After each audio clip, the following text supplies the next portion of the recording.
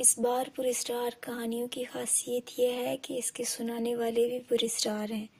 یہ واقعہ مجھے میری خالہ نے سنائی، جو کہ ان کے شوہر یعنی میرے خالو کے دوست کے ساتھ پیش آئی۔ ہفتہ 26 اکتوبر 2019 رات کے 11 بجے کا وقت تھا اور میں اس طرح بے خبر سو رہا تھا جیسے گدھے گھوڑے سب بیچ دیے ہوں۔ نہ جانے خوابوں میں کون سے جزیروں کی سیر کر رہا تھا جب فون کی مسلسل بجتی گھنٹی نے مجھے جھنجھوڑ کر ہوش و حواس کی دنیا میں لا پٹھا۔ میں نے فون اٹھایا۔ السلام علیکم، حسب عادت میں نے سلام کیا۔ وعلیکم السلام، کیسے ہو فارس بیٹا، کیا کر رہے تھے؟ جواباً مجھے ابو جی کی سنجیدہ سی آواز سننے کو ملی۔ سو رہا تھا ابو جی، آپ لوگ خیریت سے پہنچ گئے؟ اور پھر جو انہوں نے بتایا اسے سن کر میرے قدموں سے تلے سے زمین نکل گئی۔ ان کی گاڑی راستے میں ایک حادثے کا شکار ہو گئی تھی اور اس وقت سب اسپتال میں تھے۔ اگرچہ بقول ان کے فکر کی کوئی بات نہیں تھی اور وہ سب معمولی زخمی تھے، لیکن ان کی پریشانی، لب و لہجہ اور غیر معمولی انداز گفتگو مجھے کسی انہونی کا پتہ دے رہی تھی۔ لہٰذا میں نے فوراً روانگی کا پروگرام بنایا۔ اگرچہ ابو جی اس وقت مجھے سفر سے منع کر رہے تھے، لیکن میرا رکنا اب ناممکن ہو چکا تھا اور دل چاہ رہا تھا کہ اڑ کر ان کے پاس پہنچ جاؤں۔ میرے والدین، خالو، خالہ، میری چھوٹی بہن سب قریبی رشتہ داروں کی شادی میں شرکت کرنے آج شام ہی حیدرآباد روانہ ہوئے تھے۔ میں اپنے امتحانات کی وجہ سے گھر پر رک گیا تھا۔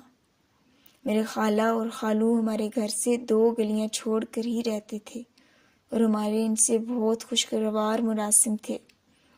خالہ خالو نہایت شفیق، پرخلوص اور زندہ دل تھے۔ اللہ تعالیٰ نے ان کو ہر دنیاوی نعمت سے نوازا تھا سوائے اولاد کے، لیکن انہوں نے اس کمی کو اپنی زندگی کا روگ بنانے کے بجائے تقدیر کا لکھا جان کر اس سے سمجھوتا کر لیا تھا۔ مجھے اور میری چھوٹی بہن گڑیا کو وہ اپنی اولاد ہی سمجھتے تھے اور اپنی تمام تر محبت ہم پر نچھاور کرتے تھے۔ نتیجتاً ہم دونوں بھی انہیں والدین جیسے ہی مقام دیتے تھے۔ میں نے رات بھر جاگ کے پیپرز کی تیاری کی تھی۔ پیپرز کے بعد جب میں گھر آیا تو سب کے ساتھ اتنا مصروف رہا کہ وقت گزرنے کا پتہ ہی نہیں چلا۔ شام کو جب سب مجھے ڈھیروں ہدایتیں دے کر روانہ ہوئے تو میری تھکن سے برا حال تھا۔ رات کا کھانا کھا کر نماز ادا کرتے ہی مجھ پر نیند کا اس قدر شدید غلبہ ہوا کہ میں لمحوں میں غافل ہو گیا تھا۔ فوراً ہی تیار ہو کر روانہ ہو گیا۔ والد سے میں نے اسپتال کا ایڈریس لے لیا تھا۔ تقریباً 3 گھنٹے کا راستہ تھا۔ جب میں گھر سے روانہ ہوا تھا تو ہلکی ہلکی بوندا باندی شروع ہو چکی تھی۔ کراچی میں تو راتیں جاگتی ہیں، لہٰذا کافی دیر تک مجھے تنہائی کا احساس نہیں ہوا۔ راستے روشن تھے اور لوگ بھی گھومتے پھرتے نظر آ رہے تھے۔ آدھے گھنٹے بعد بوندا باندی نے موسلا دھار بارش کی شکل اختیار کر لی۔ اب تک میں شہر سے بھی کافی دور آ چکا تھا، لہٰذا ٹریفک بھی بہت کم ہو گئی تھی۔ کبھی کبھار کوئی اکا دکا گاڑی نظر آ جاتی تھی، اگرچہ گاڑی کے وائپر مسلسل چل رہے تھے، لیکن تیز بارش کے باعث باہر دھند نظر آ رہی تھی۔ تھوڑے تھوڑے فاصلے پر لگے اسٹریٹ لیمپ اپنی مدھم سی روشنی سے تاریکی کو شکست دینے کی ناکام کوشش کر رہے تھے۔ سڑک پر دونوں طرف گھنے درختوں نے رہی سہی روشنی کو بھی نگل لیا تھا۔ اگرچہ میں فطرتاً کافی دلیر اور نڈر تھا، لیکن تنہائی اور تاریکی کی ہیبت مجھ پر طاری ہوتی جا رہی تھی اور میں سفر کی بخیریت تمام ہونے کی دعا کر رہا تھا۔ بجلی چمکتی دکھائی دیتی، بڑے بڑے درخت تیز ہوا سے ہلتے ہوئے مختلف شکلیں اختیار کرتے اور عجیب سی قسم کی آواز پیدا کرتے۔ کبھی کبھی تو یوں لگتا جیسے خون اشام چڑیلیں مجھے اشارے سے اپنی طرف بلا رہی ہوں۔ اچانک بجلی چمکی تو مجھے دو سڑک پر عین درمیان میں ایک کوئی شخص نظر آیا جو زور زور سے ہاتھ ہلا کر گاڑی رکوانے کی کوشش کر رہا تھا۔ پہلے تو میں اسے کوئی चोर या डाकू समझा जो मुझे रोक कर लूटना चाह रहा था। फिर अचानक मेरे ज़हन में बचपन से सुनी हुई वो तमाम डरावनी कहानियाँ याद आईं जिनमें आसेब मुख्तलिफ रूप इख्तियार करके मुसाफिरों को तंग करते हैं। ये सोचकर मेरे रोंगटे खड़े हो गए। एक ख्याल ये भी था कि शायद कोई ज़रूरतमंद हो जो रात के इस पहर मदद के लिए खड़ा हो। बहरहाल मैंने आयतुल कुर्सी पढ़ी। वहाँ तक पहुँचा तो ये देखकर हैरानगी हुई कि वहाँ कोई इंसान तो क्या, कोई चुड़ैल, कोई चिड़िया का बच्चा तक न था। मैंने हर तरफ बगौर देखा, लेकिन चारों तरफ सन्नाटा था। खौफ से मेरा बुरा हाल हो गया और मैं गाड़ी की रफ्तार तेज़ कर दी। अभी मैं थोड़ी दूर ही गया था कि अचानक किसी ने पीछे से मेरे कंधे पर हाथ रखा। मेरे ऊपर का सांस ऊपर और नीचे का सांस नीचे रह गया और दिल तेज़ी से धड़कने लगा। ये मुश्किल मैंने पीछे मुड़कर देखा तो मुझे यूं महसूस हुआ जैसे पिछली सीट पर बालों का एक बहुत बड़ा सा ढेर धरा हुआ है। न जाने वो अल्लाह की कौन सी मखलूक थी जो साइज़ में इंसान से भी बड़ी थी, लेकिन मुकम्मल तौर पर बालों से ढकी हुई थी।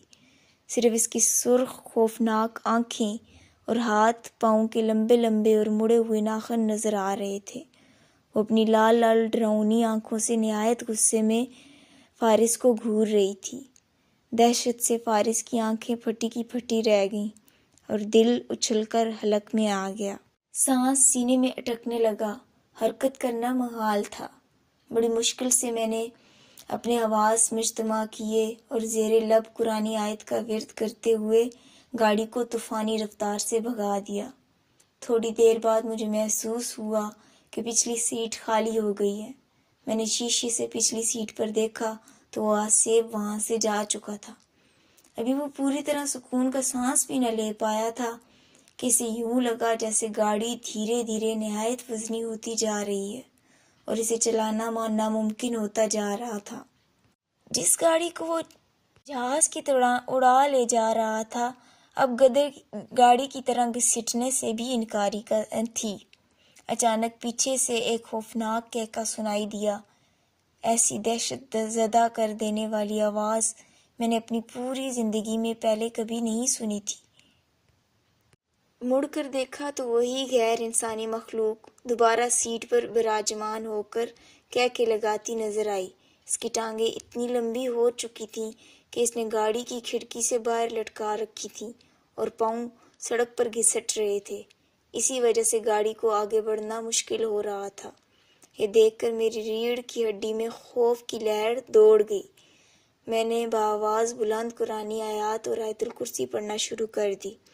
थोड़ी देर बाद गाड़ी फिर हल्की होकर तेज़ी से रवां दवां हो गई। इसके बाद गाहे बगाहे ये तमाशा चलता रहा। कभी वो बला पीछे और कभी आगे मेरे साथ वाली सीट पर नजर आती, कभी कहका लगाना शुरू कर देती और कभी निहायत गुस्से से मुझे घूरती। मैंने दुआओं का विर्द जारी रखा और तेज़ी से गाड़ी भगाता रहा। घंटा भर मैं शहर में दाखिल हो गया तो वो मखलूक यकायक गायब हो गई। मैंने अल्लाह का शुक्र अदा किया मैं ये खैरियत बगैर कोई नुकसान पहुंचाए मेरा पीछा छोड़ दिया। अभी मैं अस्पताल से 15 मिनट के फासले पर था कि फिर मुझे शॉक लगा। रात की तारीकी और मूसलाधार बारिश में खालू एक स्ट्रीट लैंप के नीचे खड़े नजर आए। मैंने गाड़ी रोकी। खालू तेज तेज चलते हुए आए और फ्रंट सीट का दरवाज़ा खोलकर मेरे साथ बैठ गए। इतनी तेज़ बारिश में खड़े होने के बावजूद उनका लिबास बिल्कुल खुश्क था। मैंने निहायत हैरत से उनसे पूछा कि वो यहाँ क्या कर रहे थे, तो उन्होंने धीरे से कहा, बस बेटा यूं ही खड़ा था, तुम्हारा ही इंतज़ार कर रहा था। बातों के इंतहाई शौकीन और बात बात से ज़ोर से कह के लगाने वाले खालू बिल्कुल खामोश थे। सोच सोच कर वो मुश्किल चंद अल्फाज अदा कर रहे थे। जब मैंने उनसे सब की खैरियत पूछी तो वो कहने लगे, हाँ बेटा सब बिल्कुल ठीक है, तुम फिक्र न करो, तुमसे मिले बगैर जाने का दिल नहीं चाह रहा था तो मैं चला आया। मैं हैरत से सोचने लगा कि वो कहाँ जा रहे हैं, लेकिन इनकी हालत देखकर मैंने मज़ीद पूछना मुनासिब न समझा। मुझे लगा कि एक्सीडेंट ने इनके हवास को मुतासिर कर रखा है میں خود بھی اسپتال پہنچنے کی جلدی میں تھا، لہٰذا خاموشی سے ڈرائیو کرنے لگا۔ جب پارکنگ میں پہنچ کر میں اترنے لگا تو یہ دیکھ کر میری سیٹ ہی گم ہو گئی کہ برابر والی سیٹ خالی تھی۔ میں تیزی سے اسپتال میں داخل ہوا تو سامنے میرے والد نہایت دل گرفتہ حالت میں کھڑے نظر آئے۔ میں خالو کے بارے میں بتانا چاہتا تھا لیکن وہ خاموشی سے تیز تیز چلتے ہوئے مجھے اندر لے گئے۔ کمرے کا منظر دیکھ کر مجھ پر سکتہ طاری ہو گیا۔ سامنے ہی بستر پر خالو کی لاش رکھی تھی جو روڈ ایکسیڈنٹ میں موقع پر ہی دم توڑ گئے تھے۔ امی اور خالہ مجھے دیکھ کر لپک کر آئیں اور مجھ سے لپٹ کر پھوٹ پھوٹ کر رونے لگیں، لیکن میں اپنے حواسوں میں ہی کب تھا جو انہیں تسلی دیتا۔ میں تو حیرت سے گنگ کھڑا یہ سوچ رہا تھا کہ اگر خالو ایکسیڈنٹ کے وقت ہی انتقال کر گئے تھے تو ابھی میرے ساتھ گاڑی میں کون تھا؟